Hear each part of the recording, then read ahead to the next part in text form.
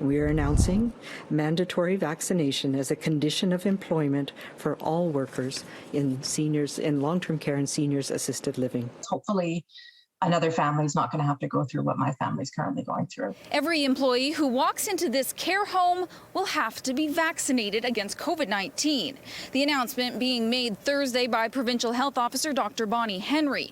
She says long-term care and assisted living workers across the province will be mandated to get immunized by October 12th if they want to keep their jobs. And we've seen spread both to residents and staff, causing illness, but also disruption in the life of people in long-term care. Ahead of the October 12th date, Dr. Henry says unvaccinated workers will have to follow safety protocols that include wearing masks and gloves. Volunteers at those facilities are also required to be vaccinated. We were informed that my dad had tested positive.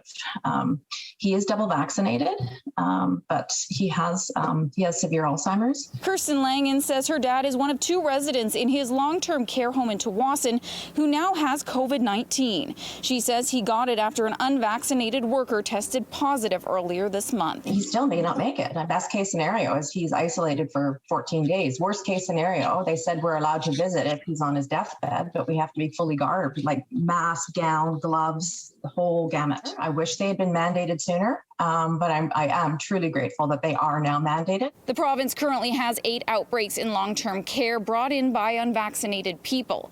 Mike Old is with the Hospital Employees Union, which represents more than 50,000 healthcare workers in BC. He says there will be members who are not happy with the requirement. Vaccine policy is going to be controversial, and we are hearing from members who are in favor of the policy and who do not like the policy. We think education and access to the vaccine is the key to improving vaccine uptake and is the preferable way to do this as opposed to a mandatory vaccine policy. But BC Care Providers Association CEO and former BC Liberal Health Minister Terry Lake says the mandate is the right move. Outbreaks increasing in long-term care because of the Delta variant.